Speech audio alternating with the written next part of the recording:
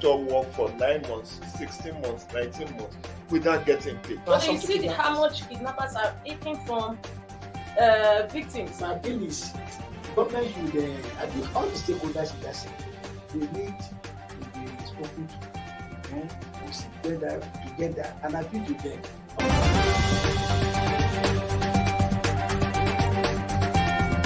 The 3% for the oil producing community is too low. So the support that is needed, and once you get the support, your airlines will blossom. This is Nigeria. You need to give people sense of belonging.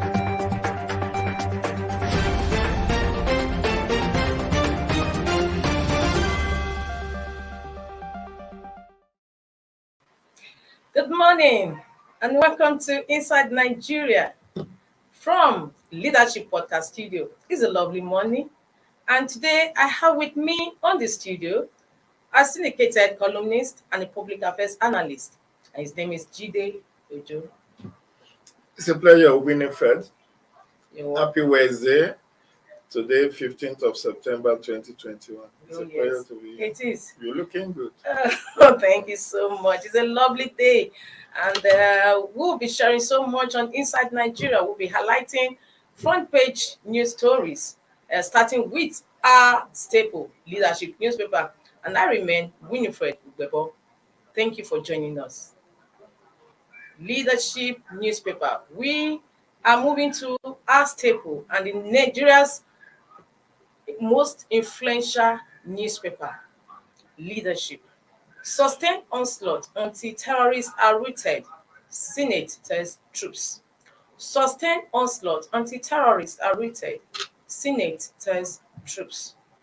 And on the front page news story on Leadership newspaper, we have on the rider, Army boosts troops operations with communication vehicles. Air Chief urges vigilance. Autumn, that is Benue State governor wants offensive against bandits in North Central. UAE declares 6 Nigerians wanted for terrorism. That is on front page of Leadership newspaper. Mr. Joe? Interesting perspective there. The National Assembly resumed from their 2 months recess yesterday, and they are urging that the military should continue their fire against the bandits and insurgents. They don't need to be told that it's good that communication vehicles and other gadgets are already being made available to these people, because unless we are able to root out insecurity, there can never be peace, there can never be development. And if you look at section 14, subsection 2B of the Constitution of Nigeria, it says security and welfare of citizens shall be the primary purpose of government. So any government that wants to go on record as having achieved anything meaningful must first achieve peace and order and law. It's heartwarming that United Arab Emirates has declared 6 Nigerians wanted for terrorism. They have mentioned their names. Yes, they have. Now it's no longer in the realm of speculations who are terrorists and terrorist financiers, and it is for the military to take over from there to head on of hunt these terrorists down. And perhaps if we are able to apprehend these 6, they can also tell us about their accomplices and other partners in crime. Nigeria is bleeding profusely, hemorrhaging under the heavy insecurity. And like I said, unless and until we are able to be on top of this issue, we cannot achieve any meaningful development. Yes, if I may cut in, Mr. Ojo, but what is this There were reports that some of the bandits fled Zamfara, and are heading southwards. So, is there anything they could do to curtail this movement? Because at the end of the day, if you are dislodging them from Zamfara, you're still going to have the same problem in other states they are fleeing to. No, it doesn't necessarily follow. The fact that they are dislodging them, yes, will create problem for the southern states, but it is also No, for not really you. southern, whether Niger, and No, other states, they are Kebbi. coming southern. Yes. The Niger already has its own challenge. So if So they don't you believe that see that they they are are? coming to Abuja, but Abuja is already having its own challenge. It is for us to tighten the nuts and bolts of our security architecture across the country. Because what we are told was that even when there was an area firepower against the insurgents, they moved on to the north central. You know Yes. that some of those bandits we see operating in the Benue Trough are actually insurgents that were displaced from Borno, Adamawa, and Yobe. But it is to be expected. Even these terrorists don't want to die. You will see that issue of suicide bombing has almost Yes. gone into extinction. We are no longer hearing that suicide bomber did this or that. So they have changed strategy. Now we also need our security agents to also change strategy. Last week when the president held service chiefs, he actually called for a tactics. The change of tactics now warrant you to do proper assessment. That when you dislodge these people, where do they go? Do they go to Niger, Chad, Mali, and Cameroon, or they will flee southern to the southern part, which is why the southern, north central, and southern states, 17 of them, needs to really be prepared for the fallout. And that's why we need, if you see something, say something. If you see all these trained people coming en masse, you need to do proper profiling and monitoring to know what they are up to know what kind of job they have taken on and all of that. But the most important thing that the danger is not yet abated, whether they are operating in Zamfara, Katsina, Kaduna, Niger, or they are operating in Ogun, your Lagos, or Enviro. The most important thing is that Nigerians as a whole has to be safe. For there to be investors' confidence in our economy, we said that during the last time I was here. So it's all about our lives. Lives, if we want peace and development, we need to overcome our insecurity. Okay, thank you so much, Mr. Joe. And still on that last rider on our headline story, it says UAE, that is United Arab Emirates, declares 6 Nigerians wanted for terrorism.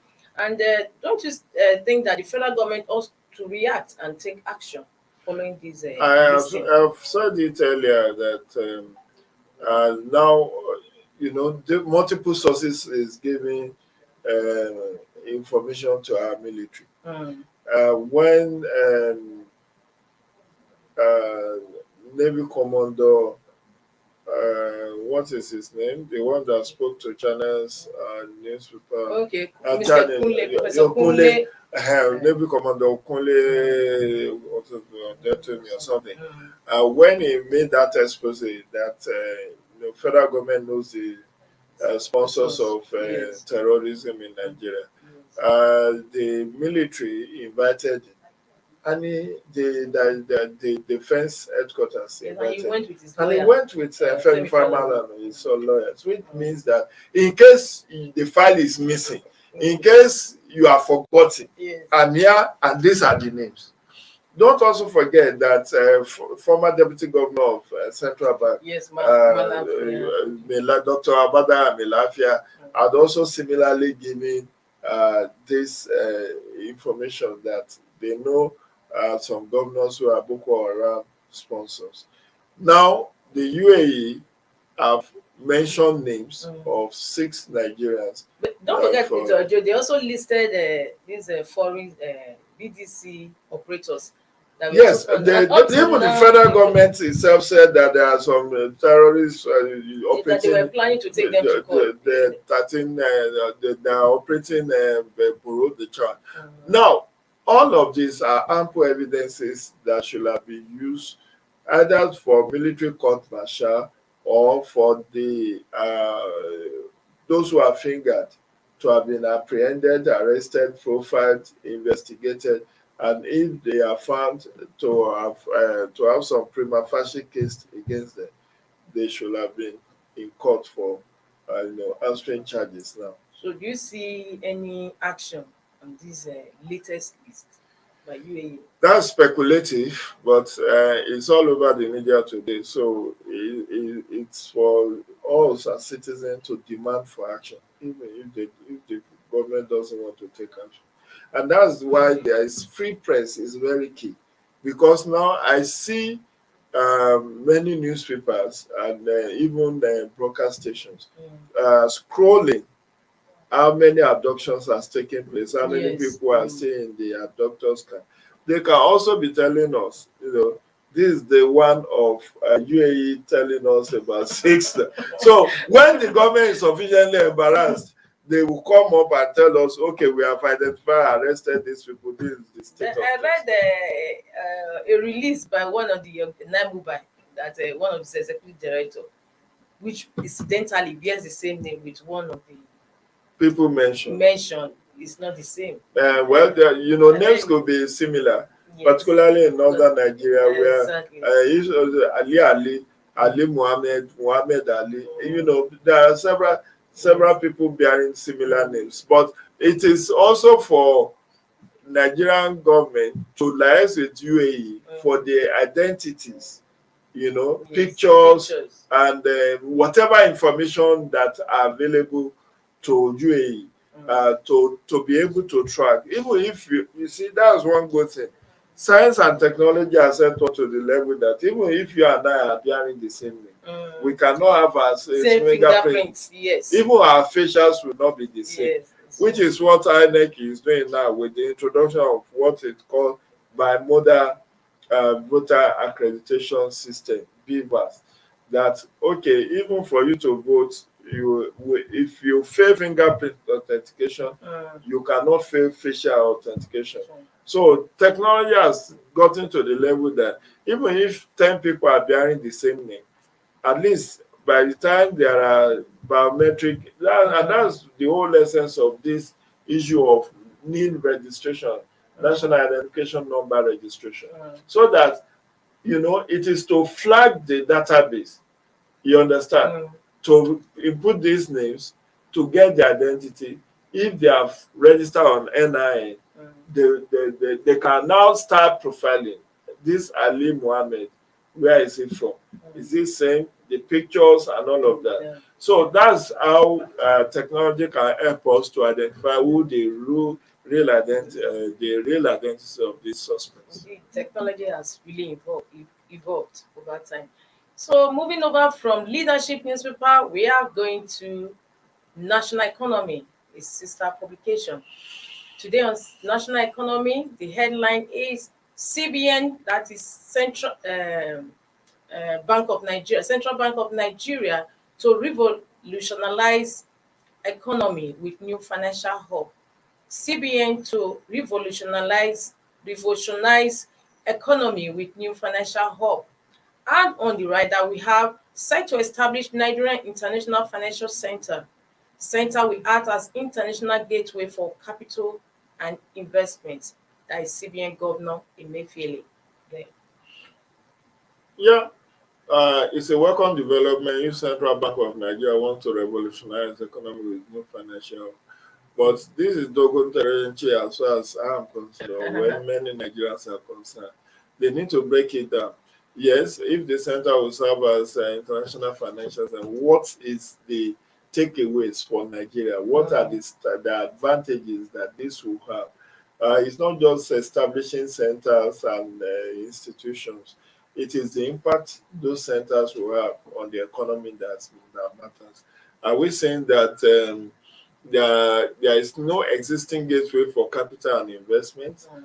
Then we have Nigeria Investment Promotion Council, NIPC. uh And I think that is the hub that already exists for. And then we have Ministry of Trade and Investment. Investment. Trade and Investment, Ministry of Trade and Investment. I think they even have two ministers in that Ministry of Trade and Investment. So, what is this Dogon Turenchi that CBN is saying? Is it to complement the existing one, or is it going to be taking over what Nigeria Investment Promotion Council is doing, what the Ministry of Trade and Investment is already doing? But more importantly for me as a citizen is, what impact will this make? How does this add value to our economy? Because we need all the resources, whether local or foreign investment, to bail us out. Already, there's a trending story since yesterday about the borrowing plan, the new borrowing by the federal government, that it wants to borrow another $4 billion. I think one of the paper headlines we are going to review. Yes. Has it. So that's why people are wondering whether this revolutionizing the economy through new financial hub is something to cheer about. Yes, but this second bullet, center will act as international gateway for capital investments.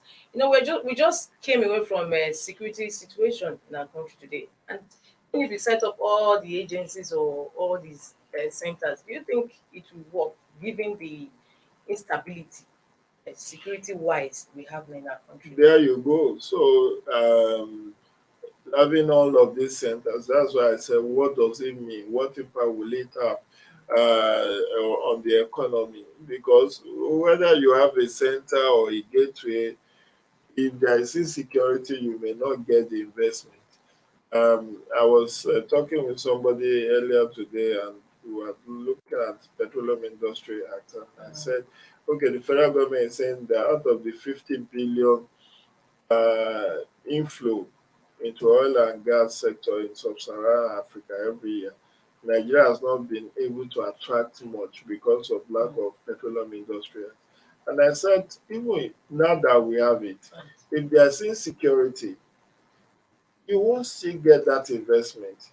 You won't still get that share of the 50 billion estimated investment coming to sub-Saharan Africa. What can make investors to have confidence in your economy is security. So we need security. We need to overcome security challenge, at least substantially, so that whoever is coming to invest will know that its investment is safe and will not be jeopardized. Okay. Thank you so much. We are moving to Blueprint newspaper. On the headline of Blueprint newspaper today, Wednesday, 15th of September 2021, it says, expert warn as federal government seeks fresh $4.054 billion and £710 million, $125 million loans. Wow, it's much there. It's bulky. And it says borrowings will fast track economic sustainability plan. Buhari tells NATS. Loan servicing at 60% of revenue straining federal government's obligations. Loan servicing at 60% of revenue straining federal government's obligations. Bolade. Abysmal Naira dollar exchange calls for caution. Adefolari urges review of TSA policy. Experts warn as federal government seeks fresh loans of $4.054 billion, £710 million, and $125 million loans. It's a very worrisome development, Winifred. Look at that. On top of that masthead line, the Naira in free fall, banks ration dollar supply. You see that our Naira is weakened every day. In fact, one newspaper reported that it's 48 years low, the weakest in 48 years. That's what Naira is experiencing. So when Adefolari is talking of a baseman Naira dollar exchange calls, calls for caution. That's what I'm speaking to there. And then you look at the second rider there, loan servicing at 60% of revenue. So whatever you are if you earn 100 naira, 60 naira out of that 100 naira will go into loan servicing. And that's not paying the full debt. It's servicing, it's just paying interest. It's paying interest on the loan. And see, they have promised that the budget for 2022 will be presented to the National Assembly this month. Maybe in the next couple of weeks, even if it's the last day of the month. You will see what the debt servicing portfolio will be. In 2020, it was close to, I think, $2.7 trillion that we are spending on debt servicing. In 2022, I can bet you it will be over 3 trillion to service, not to pay, to service them. So the point is there no alternative to this borrowing? Can't we look inward, block all the leakages? And I refer to what happened at NPA, which is just one out of the several revenue generating agencies of government, where $165 billion or 165 billion naira was said not to have been remitted to the Federation account under Hadiza Bala Usman, which led to a suspension earlier this year. And there are several agencies of government that are revenue generating who will collect money, will not remit it. Yes, the Auditor General also raised alarm. 4.7 trillion yes. That were the expenditure that could not be substantiated. Yes. So all of this, my sister, if these leakages are still existing, despite the IPPIS, despite the TSA, Treasury single account, despite all the technology we are using to be able to, even there have been issues around VAT, that the VAT collection, some banks don't remit on time, and FRS also does not remit to the Federation account on time. So when you have all of these leakages within your system, there is that tendency for you to think there is no money, whereas there is a lot of resources. Look at all the solid mineral sector, where there is a lot of artisanal mining. And there was the issue that the National Assembly had a public hearing on yesterday of some miners taking gold out of Nigeria. Yes. In fact, somebody was saying that a lot of gold were illegally being mined and taken out of Nigeria. Yes. So why can't we stop all of that? That is a huge revenue loss to us. And that is not only gold. Lead, if you are going from here to Jos, there are communities you meet on the way where you see a lot of people gather. There is no market there. They are just artisanal miners, exploring the country's mineral resources. And that's what they were doing at that time. And which led to lead poisoning. So what we are saying is that if we are able to block leakages within the system, we might actually be able to save a lot of money and stop this borrowing. Because while they will tell you debt to GDP ratio is very low, and so we can borrow more, we have not borrowed up to 5% of our debt. What about debt to revenue? Okay, you are spending 60% of your revenue to service debt, not to pay. So the fear is that with all these multilateral and bilateral organizations that you are borrowing, particularly the one you are borrowing from China, one day soon, in another 5-10 years, if you default on your loan repayment plan, China can come and seize your national assets. Imagine if China says, okay, we are taking over. Yes, they did in some Southern African countries. They will just say they are taking over your national and Nigeria Port Authority. So they will just run in to get their money back.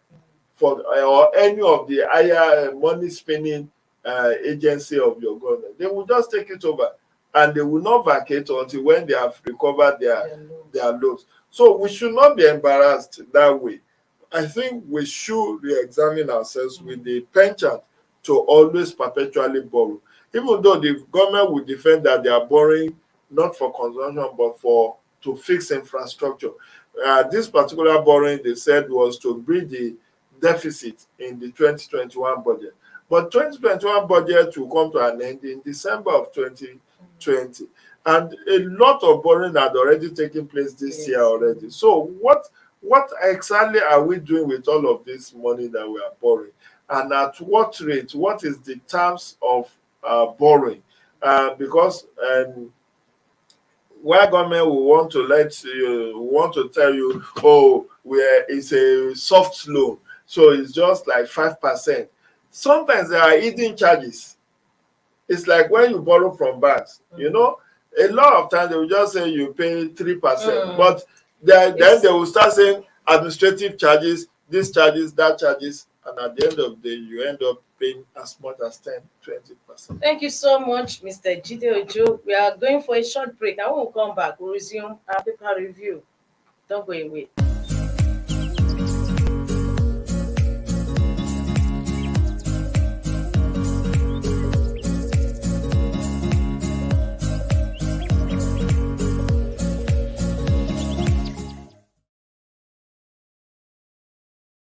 Yes, please. Le Vogue magazine is back in a big way, bigger and better than before.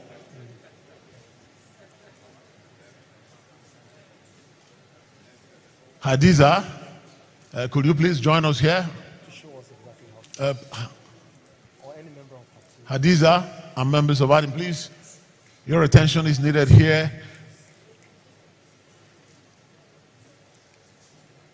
So Le Vogue is back and bigger, demonstrating the fact that despite the demise of the visioner, the vision continues and continues to grow. What else does a man want than that you have lived and your legacies remain and keep growing stronger?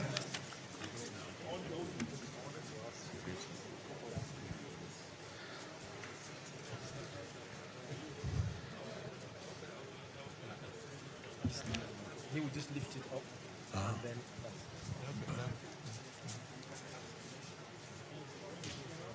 you just lift it.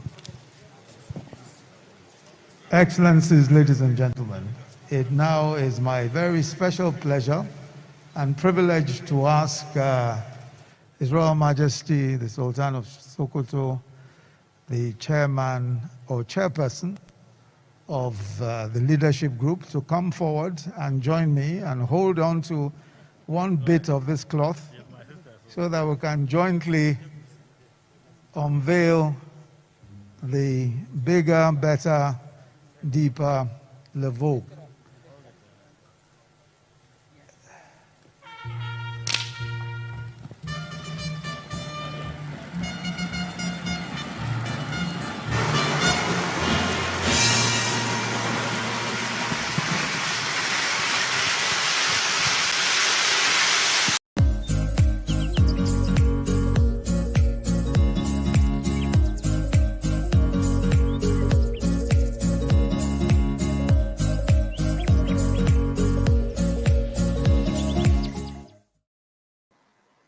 Welcome back. That was an advert on Le Vogue. Our fashion and lifestyle magazine is back. It was rested a few years ago, but it has come back now.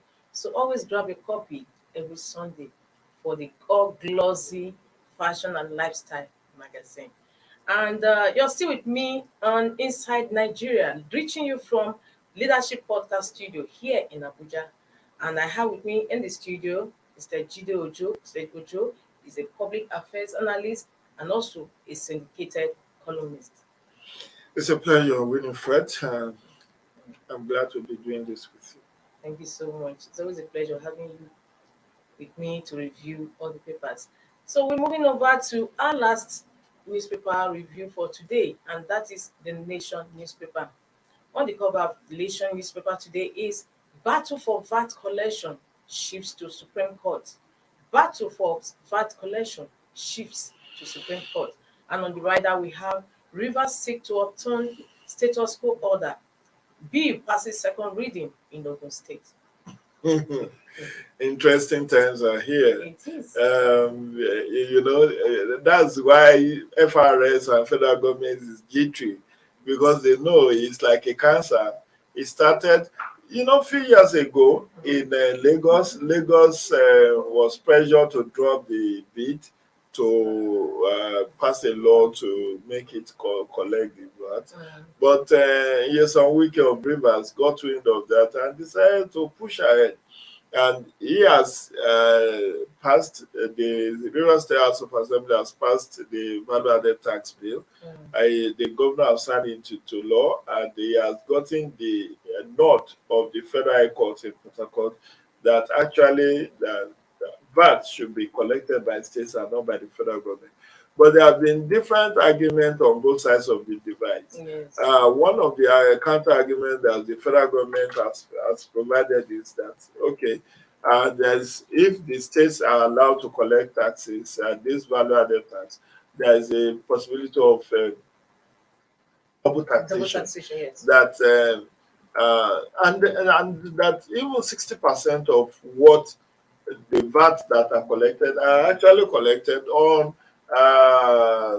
agreements, contractual agreements, and imports, which is under the exclusive list. The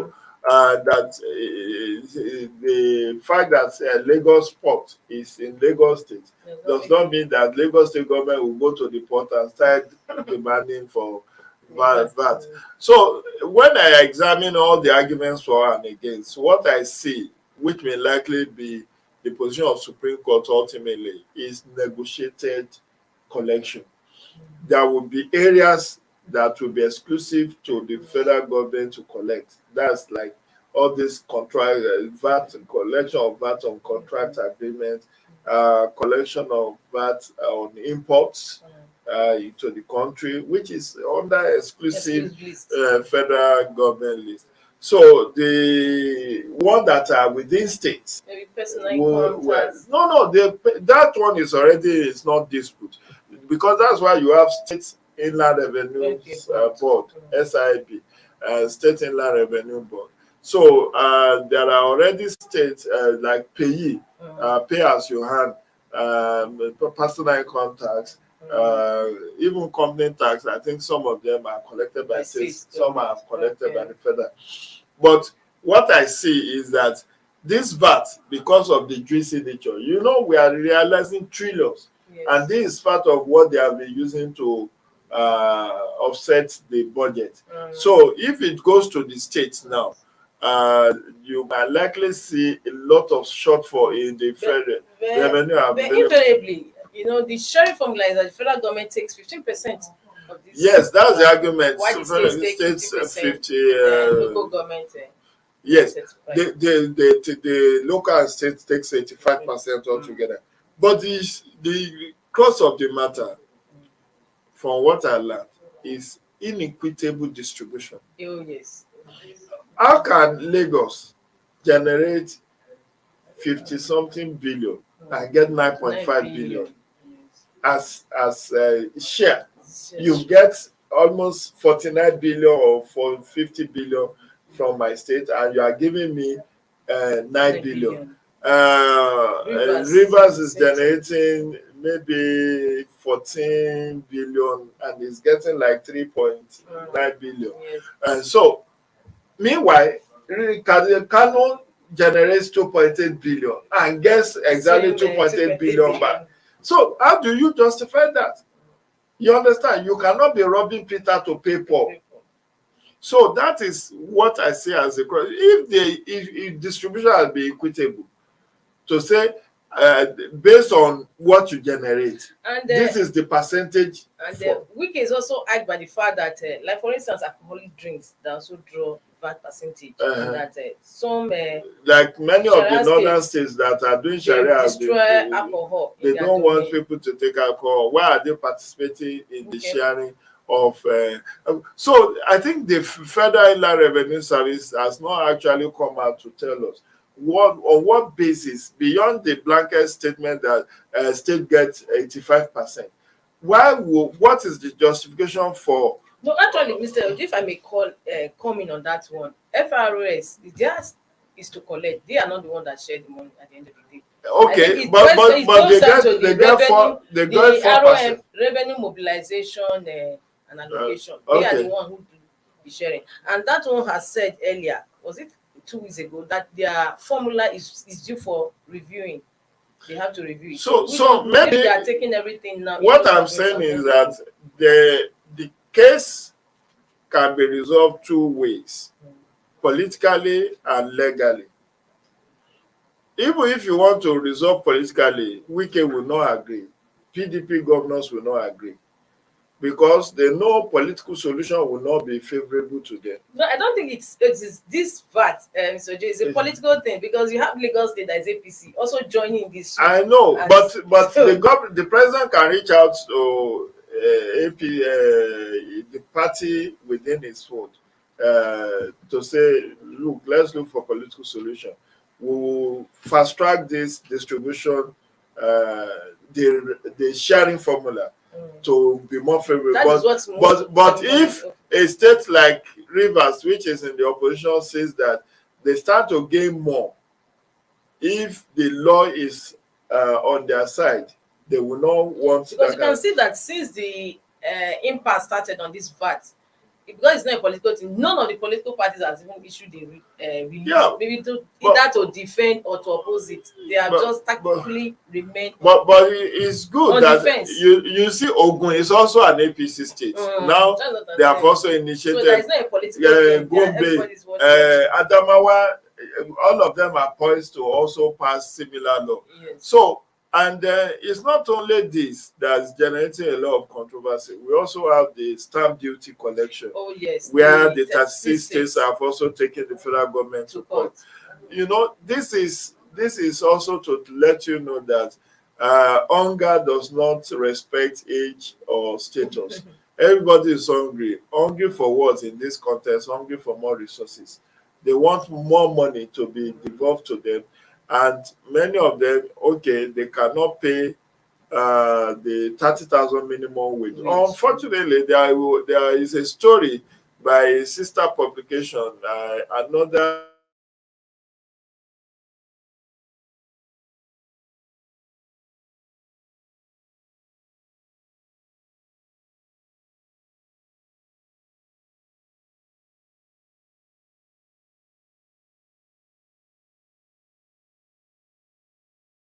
lose about 92 billion if states are allowed to be the one to collect VAT.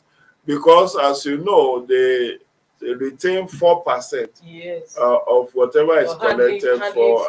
handling charges and administrative fees. Yes. So the bottom line now is let the Supreme Court quickly interpret the law. Constitution. But I think on my own, as a layman in this whole exercise, I'm a dispassionate, patriotic Nigerian. I think it should just be shared to them.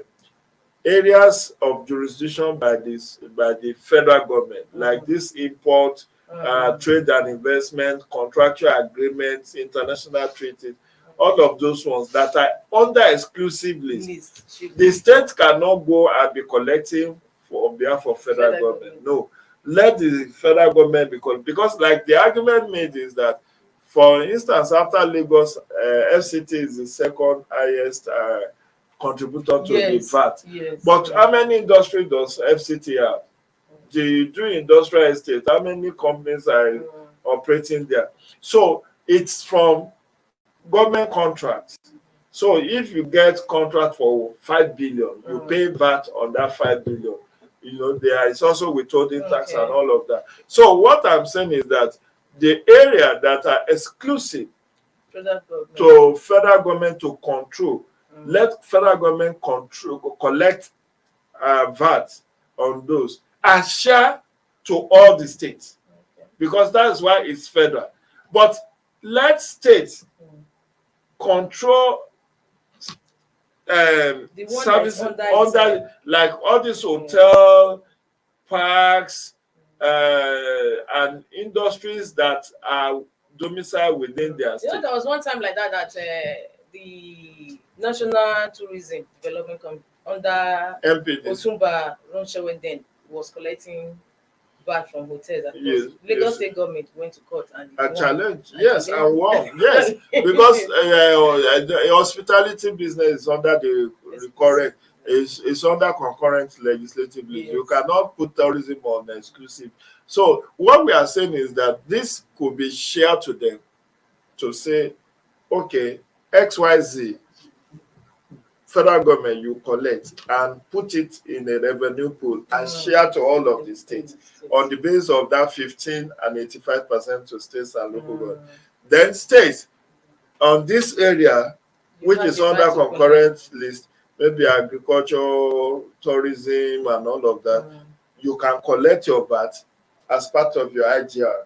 You know, that may be the what will eventually happen, but we wait patiently for the Supreme Court to make a Yes, final but in pronouncement. any case, Governor Wike of Rivers State went to Supreme Court. He felt that appeal court was not justified in passing that status quo order. And It's they didn't always- hear from him. They didn't hear from him first. Hear from their own side. In fact, I've also had lawyers saying that the status quo order means that the River State can collect. Yes, that's what. That's yes, their own what it sounds interpretation like. Yes, of that's what, so Michael Zekome, Adegboruwa, and others. they said the status quo means that River State should collect pending the time the determination by the Court of Appeal. Exactly. And Lagos State has also taken similar position. And the Ogun State is also doing the same.